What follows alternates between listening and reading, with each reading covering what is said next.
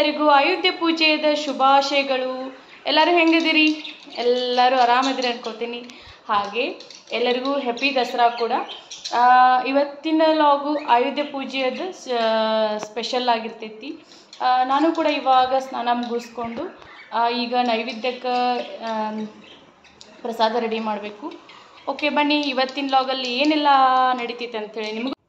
ನಾನೀಗ ಮನೆ ಮುಂದೆ ರಂಗೋಲಿ ಹಾಕಾಕತ್ತಿದ್ದೆ. ಹಾಗೆ ನಮ್ಮ ಮನೆಯವ್ರು ಕೂಡ ಬಾಗಿಲಿಗೆ ಹೂವಿನ ಮಾಲೆ ಹಾಕಾಕತ್ತಿದ್ರು.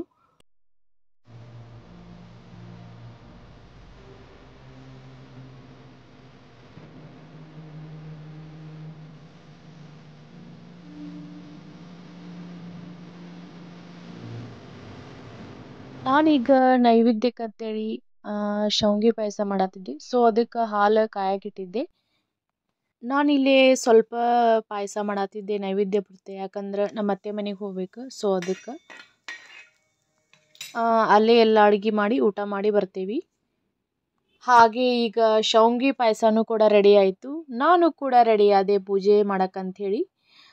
ನೋಡಿ, ನಾನು ಇವತ್ತು ಪೂಜೆಗಂಥೇಳಿ ಈ ಸಾರಿ ಉಟ್ಕೊಂಡಿದ್ದೆ, ಆಯುಧ ಪೂಜೆಗಂಥೇಳಿ. ಹಾಗೆ ಕಮೆಂಟ್ ಬಾಕ್ಸ್ ಒಳಗೆ ತಿಳಿಸಿ ಹೇಗೆ ಕಾಣ್ತಾ ಇದ್ದೇನೆ ಅಂಥೇಳಿ.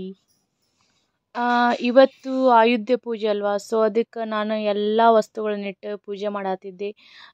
ರಾಟಿ ಆಯಿತು, ಹಾಗೆ ಚಾಕು, ನನ್ನ ಮಗನ ಪುಸ್ತಕ, ಮತ್ತು ನಾನು ಯೂಟ್ಯೂಬ್ಗೆ ಬಳಸುವಂಥ ರಿಂಗ್ ಲೈಟ್ ಕೂಡ ಇಟ್ಟು ಪೂಜೆ ಮಾಡತ್ತಿದ್ದೆ. ಹಾಗೆ ನಮ್ಮ ಮನೆಯವ್ರದ್ದು ಲ್ಯಾಪ್ಟಾಪ್ ಕೂಡ ಇಟ್ಟು ಪೂಜೆ ಮಾಡಿದ್ದೆ.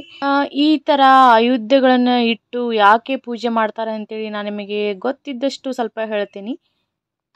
ಲೋಕಕಂಟಕನಾದ ಮಹಿಷಾಸುರನ ಸಂಹಾರಕ್ಕಂಥೇಳಿ ಎಲ್ಲ ದೇವಾನ ದೇವತೆಗಳು ತಮ್ಮ ಕಡೆ ಇರುವಂತಹ ಆಯುಧಗಳನ್ನು, ಅಂದರೆ ತಾವು ಬಳಸುತ್ತಿರುವ ಆಯುಧಗಳನ್ನು ದುರ್ಗಾದೇವಿಗೆ ಎಲ್ಲ ನೀಡ್ತಾರಂತ. ತಮ್ಮ ತಮ್ಮ ಆಯುಧಗಳನ್ನು ಕೂಡ ಸಹ ಕೊಟ್ಟು, ಹಾಗೆ ತಮ್ಮಲ್ಲಿರುವ ಶಕ್ತಿಯನ್ನು ಕೂಡ ಧಾರೆ ಎರುತ್ತಾರಂತೇನೋ ದುರ್ಗಾದೇವಿಗೆ. ಎಲ್ಲ ದೇವಾನ ದೇವತೆಗಳ ಶಕ್ತಿಯನ್ನು ಒಗ್ಗೂಡಿಸಿಕೊಂಡ ದೇವತೆಯು ಅಂದರೆ ದುರ್ಗಾದೇವಿ 10 ಕೈಗಳಿಂದ ಪ್ರಕಟಣೆಗೊಳ್ಳುತ್ತಾಳೆ. ಹಾಗೆ ದುರ್ಗಾದೇವಿಯು ತನ್ನ ಒಂದೊಂದು ಕೈಯಲ್ಲೂ ಆಯುಧಗಳನ್ನು ಹಿಡ್ಕೋತಾಳ.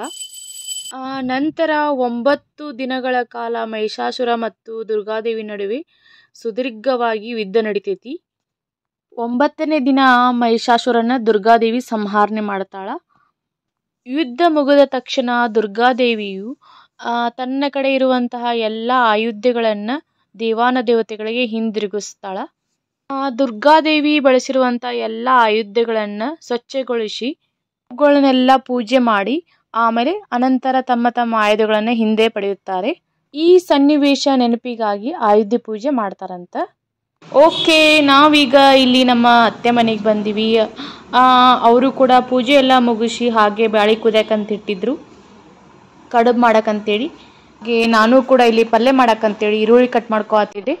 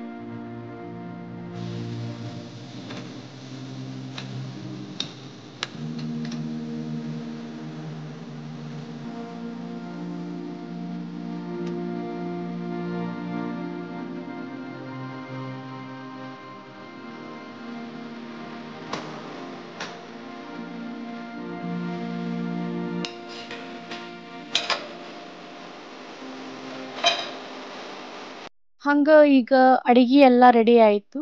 ಹಾಗೆ ಊಟ ಎಲ್ಲ ಮುಗಿಸ್ಕೊಂಡು ಮನೆಗೆ ಹೋಗಿ ಮತ್ತೆ ಸ್ವಲ್ಪ ರೆಸ್ಟ್ ತಗೊಂಡು ಈವ್ನಿಂಗ್ ಸ್ವಲ್ಪ ದೇವಸ್ಥಾನಕ್ಕೆ ಹೋಗಿ ಮತ್ತು ಹಾಗೆ ಇವತ್ತು ಬನ್ನಿ ಕೊಡೋದು ಸಹಿತ ಹಬ್ಬ ಅಲ್ವಾ, ಅದಕ್ಕೆ ಮತ್ತೆ ಮಾವಗೂ ಸಹಿತ ಬನ್ನಿ ಕೊಟ್ಟು ನಮ್ಮ ಮನೆಯವರಿಗೂ ಕೊಟ್ಟು ಹಾಗೆ ಇವತ್ತು ಒಬ್ರಿಗೊಬ್ಬರು ಎಲ್ಲರೂ ಬನ್ನಿ ಕೊಟ್ಟು ನಾವು ನೀವು ಬಂಗಾರದಂಗಿರೋಣ ಅಂಥೇಳಿ ಬನ್ನಿ ಕೊಡ್ತಾರೆ. ಹಾಗೆ ಈ ವಿಡಿಯೋ ನೋಡ್ತಾ ಇರೋ ಎಲ್ಲರಿಗೂ ಕೂಡ ನಾವು ನೀವು ಬಂಗಾರದಂಗಿರೋಣ ಅಂತ ಹೇಳಕ್ಕೆ ಇಷ್ಟಪಡ್ತೀನಿ.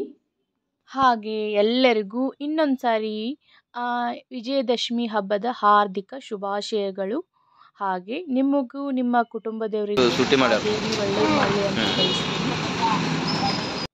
ಇವತ್ತಿಂದ ಲಾಗ್ ಯಾರಿಗೆಲ್ಲ ಇಷ್ಟ ಆಯ್ತು ಲೈಕ್ ಮಾಡಿ, ಹಾಗೆ ಹೊಸಬ್ರು ಯಾರೇ ನೋಡಿದ್ರು ಪ್ಲೀಸ್ ಸಬ್ಸ್ಕ್ರೈಬ್ ಮಾಡ್ಕೊಳ್ಳಿ. ಹಾಗೆ ಪಕ್ಕದಲ್ಲಿರೋ ಬೆಲ್ ಐಕನ್ನ ಕ್ಲಿಕ್ ಮಾಡಿ, ಯಾಕೆಂದರೆ ನಾನು ಪ್ರತಿದಿನ ಅಪ್ಲೋಡ್ ಮಾಡುವಂಥ ವಿಡಿಯೋ ನೋಟಿಫಿಕೇಶನ್ ಬರೋದೇ ಫಸ್ಟ್ ನಿಮಗೆ. ಸೊ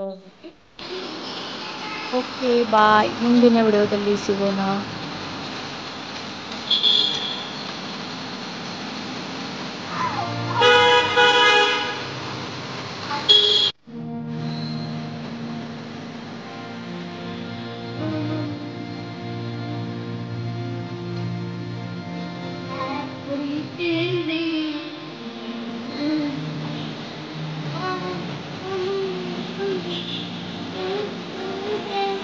ಈ